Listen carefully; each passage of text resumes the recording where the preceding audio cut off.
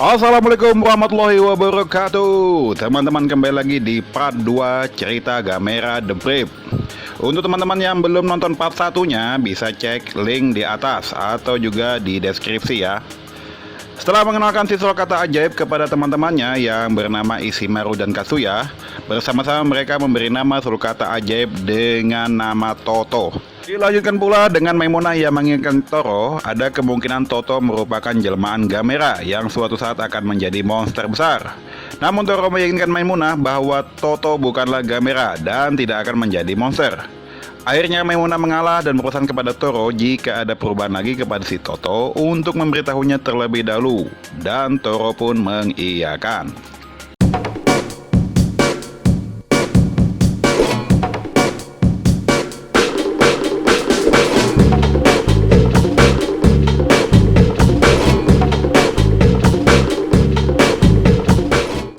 Tepatnya pada subuh hari, kejadian yang sebelumnya terulang kembali. Sulcata ajaib alias si Toto mengalami pertumbuhan drastis lagi. Kali ini pertumbuhan Toto sudah seperti size atau ukuran sulcata indukan. Namun kali ini ada perbedaan bentuk fisik Toto. Bukan lagi berbentuk sulcata, namun sudah mirip-mirip kura-kura apa ya kalau begini bentuknya. Bentuk kepalanya ada mirip-mirip dengan kura-kura air jenis mud turtle. Mungkin ini masuk ke dalam tahap metamorfosis. Wow, metamorfosis kura-kura luar biasa. Karena sudah tidak memungkinkan lagi untuk tetap menjaga Toto di rumahnya, Toro pun menghubungi Maimunah sesuai dengan pesannya tadi malam. Kamu di mana? Dengan siapa? Semalam berbuat apa? Lu jadi kangen band. Toro juga meminta bantuan Ishimaru dan juga Katsuya. Mereka pun memutuskan untuk membawa Toto ke rumah yang terbengkalai di sekitar pantai. Maimunah pun kembali menegaskan Toro bahwa tanda-tanda kalau si Toto adalah Gamera semakin jelas. Namun Toro menyangkal karena dia tahu bahwa kalau benar si Toto adalah Gamera, dia suatu saat akan bertarung dengan monster-monster lain. Dan bisa jadi si Toto akan koit, dan dia tidak mau Toto koit. Maimunah berpesan kepada Toro kali ini dia masih bisa membantu, namun ke depan mungkin tidak bisa lagi. Toro pun kebagongan dengan apa yang dikatakan Maimunah. Saya juga bingung. Keesokan harinya, Toro akan mendatangi si Toto. Dia tidak sengaja mendengar pembicaraan Mai dengan orang tuanya. Kemungkinan besar akan dijodohkan. Salah. Intinya Toro jadi tahu kalau Mai akan dioperasi besok. Ini menegaskan apa yang dimaksud Maimunah semalam. Saya juga nggak tahu si Maimunah ini mau operasi apa juga. Mungkin apakah operasi plastik ataukah operasi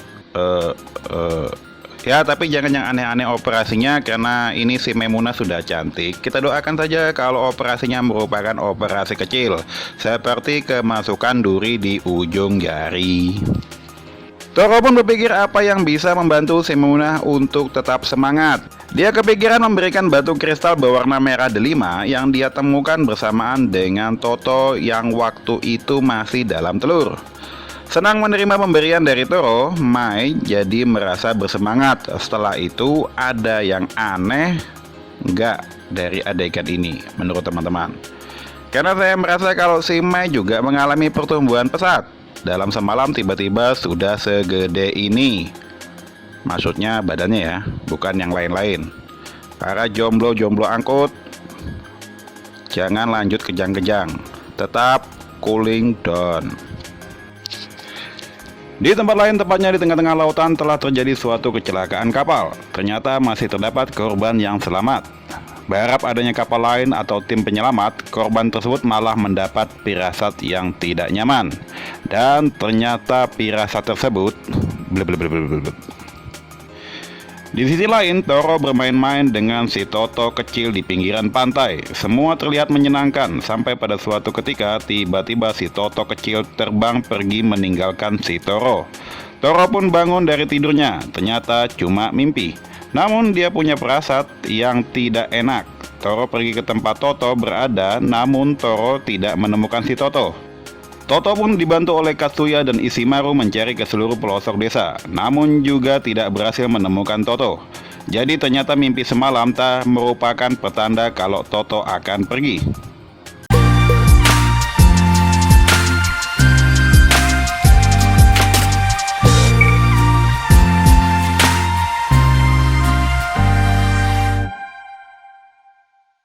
Tiba-tiba dari tengah desa terdengar suara sirine. Mendengar itu, sontak Toro dan Ishimaru kaget. Yang ada di pikiran mereka adalah kemunculan Toto di tengah-tengah penduduk. Toro dan Ishimaru kemudian pergi ke arah pusat keramaian untuk mencari tahu ada apa sebenarnya. Mereka pun bertemu dengan ayah Toro. Ayah Toro pun meminta mereka untuk berbalik arah. Toro pun menanyakan apa yang terjadi. Belum sempat menjawab, di waktu bersamaan penduduk desa digegerkan dengan kemunculan monster besar. Kalau lihat bentuknya mirip Godzilla. Kita beri nama saja dengan Godzilla KW. Godzilla KW masuk ke desa dan memporak-porandakan desa. Semua penduduk desa berlarian menyelamatkan diri. Ternyata di tengah-tengah penduduk desa ada Katsuya yang berlari menyelamatkan diri. Asik-asik menyelamatkan diri, Katsuya malah terjatuh tak jauh dari posisi Godzilla KW berada. Katsuya pun berdiri lagi, tetap berusaha menyelamatkan diri. Ladalah malah ada reruntuhan puing bangunan yang menutup akses jalan, otomatis para penduduk dan juga Katsuya terjebak, tidak bisa menyelamatkan diri. Melihat temannya terjebak, Toro dan Ishimaru berniat menyelamatkan si Katsuya. Namun niat mereka dicegah oleh ayah Toro. Si Godzilla KW ternyata menyadari para penduduk yang terjebak di depannya. Tanpa basa-basi, Godzilla KW pun langsung hap, lalu ditangkap. Toro, Ishimaru, serta ayah Toro tertegun melihat itu. Posisi Katsuya tepat di tengah-tengah penduduk yang terjebak dan dihap oleh Godzilla KW. Si Katsuya kan masih kecil, polos, dan pernah bilang lop-lop ke Maimunah. Aduh, kasihan si Katsuya. Si Godzilla KW mengangkat kepalanya. Mungkin kalau bisa bersendawa nih Godzilla KW, karena banyak makan manusia. Bagaikan keajaiban, si Katsuya lepas dari kejadian hapnya si Godzilla KW. Ternyata si Katsuya sempat bersembunyi di reruntuhan puing bangunan. Ayah Toro pun langsung sontak menyelamatkan si Katsuya. Melihat ternyata masih ada lagi mangsa di depannya, si Godzilla KW pun mencoba untuk menghap lagi ayah Toro dan juga Katsuya. Namun rencananya terhenti. Ada monster lain datang berbentuk kura-kura di bagian gigi. Ada gading gajah berukuran taring. Melihat itu, ayah Toto sontak mengatakan Gamera, karena bentuk monster yang baru ini mirip Gamera yang pernah dia lihat sewaktu kecil. Gamera pun bertarung dengan si Godzilla KW. Dari sini terlihat perbedaan ukuran si Gamera yang ternyata belum masuk ke size ukuran maksimalnya. Jadi ini kalau di kura-kura disebut dengan Jupe. Jadi bisa kita anggap sebagai Gamera Jupe atau remaja. Jadi kita sebut saja Gamera Jupe. Pertarungan sering pun terjadi antara Godzilla KW dan juga si Gamera Jupe. Toro sesekali memperhatikan pertarungan tersebut. Pada posisi berdiri, Toro melihat motif di plastron atau tubuh si Gamera yang ternyata mirip dengan motif yang ada di tubuh Toto. Akhirnya Toro menyadari bahwa monster kura-kura si Gamera Jupe yang sedang bertarung melawan si Godzilla KW adalah si Toto. Karena pertarungannya tidak seimbang antara Gamera Jupe dan Godzilla KW, Gamera Jupe pun terdesak. Namun pada momen tertentu, Gamera Jupe berhasil mengeluarkan jurus andalannya, adalah semburan abab naga. Si Godzilla KW pun jatuh ke dalam laut, sedangkan si Gamera Jupe terluka parah. Pasukan pemerintah pun datang ke tempat Gamera berada. Pasukan pemerintah pun membawa Toto ke pangkalan minyak terdekat. Ke suatu tempat pokoknya. Ternyata di dalam lab sudah ada Profesor Amamiya yang telah mempelajari Gamera dari lama. Dari sini terungkap bahwa Gamera mendapatkan kekuatan dari batu merah delima yang diberikan Toro ke Maimunah. Dan terungkap pula monster-monster yang menyerang bumi selama ini diberi nama Jedus. Jedus atau Medus? Jedus. Ya oke, Jedus. Jedus itu yang kalau berbunyi mbe. Nah kan itu Medus lagi. Oke, kancut. Di tempat pengungsian, ayah Toro berkomunikasi dengan ibu si Maimunah dan menceritakan apa yang terjadi. Ibu Maimunah menyampaikan bahwa Maimunah telah selesai dioperasi dan masih lemas. Oh, lemas apanya? Ibu Mai bercerita bahwa Maimunah mengatakan batu yang diberi Toro terkadang bercahaya. Maimunah memiliki firasat bahwa batu itu dibutuhkan Toto. Paham dari maksud yang disampaikan Maimunah, Toro pun berencana mendatangi rumah sakit tempat Maimunah berada. Toro diam-diam berangkat ditemani oleh Katsuya dan Ishimaru. Di tengah-tengah laut ternyata Godzilla KW sudah mulai bergerak lagi. Kali ini dia berniat membalaskan dendam atas si Gamera. Dia langsung menuju tempat Gamera berada. Ternyata lab tempat Gamera ditempatkan dekat dengan rumah sakit tempat Maimunah berada. Otomatis dampak dari serangan Godzilla KW juga berimbas ke rumah sakit tempat Maimunah berada. Dari dalam lab tempat Gamera berada terjadi ledakan dari dalam. Akhirnya si Gamera Jupe sudah berubah lagi menjadi Gamera dewasa atau Gamera dalam ukuran maksimumnya. Kali ini pertarungan bisa terlihat seimbang ukurannya dari Gamera dan juga Godzilla KW. Toro CS pun tiba di rumah sakit tempat Maimunah berada. Mereka mencari sekeliling namun tidak menemukan Maimunah. Ternyata Maimunah sudah dievakuasi ke rumah sakit lainnya. Bingung lagi, Toro CS harus mencari kemana? Kemana? Ku harus mencari kemana? Dah, you think.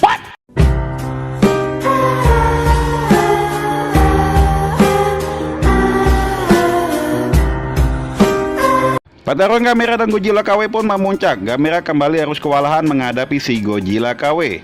Maimunah sadar bahwa Gamera membutuhkan batu merah delima yang dia pegang.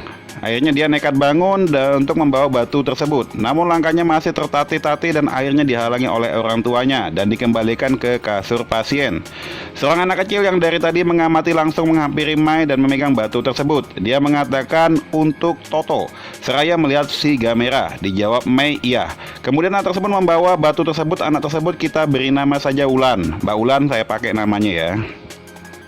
Ulan pun berlari keluar menuju arah Gamera berada. Langkahnya terhenti ketika menuruni tangga dan terhalang oleh orang yang naik ke atas. Namun ada seorang anak laki-laki yang memperhatikan dan menawarkan bantuan untuk membawa batu tersebut. Kita beri nama saja anak laki-laki tersebut dengan Robby.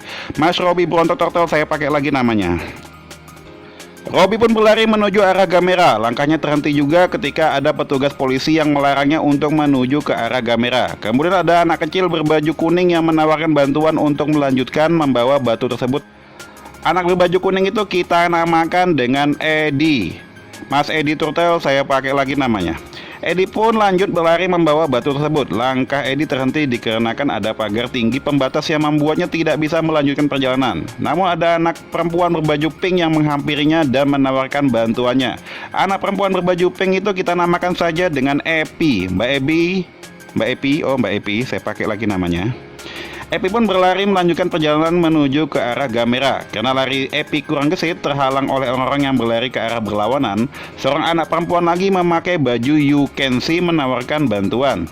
Anak perempuan berbaju You Can See ini kita beri nama saja Ika. Mbak Ika saya pakai lagi juga namanya. Ika pun berlari karena tubuhnya yang kecil. Ika pun gampang berlari menghindari kerumunan orang-orang. Ika akhirnya bertemu dengan Ishimaru dan Kazuya yang mengatakan bahwa mereka saja yang membawa batu tersebut ke Toto. Di perjalanan menuju Gamera, Ishimaru dan juga Kazuya bertemu dengan Toro dan ayahnya. Melihat batu yang telah dibawa oleh Ishimaru, Toro pun takjub. Sekarang masalahnya tinggal memberikan batu tersebut ke Gamera.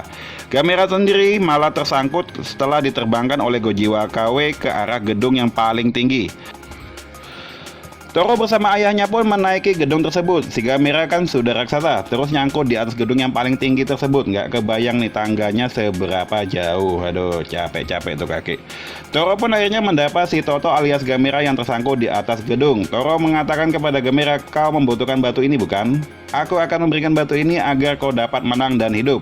Dan jangan meledakkan atau mengorbankan dirimu. Begitulah amanat penderitaan rakyat yang disampaikan oleh Toro. Setelah dilemparkan Toro ke dalam mulut Gamera, Gamera yang ditarik keluar oleh Godzilla KW terjatuh di gedung yang paling tinggi tersebut.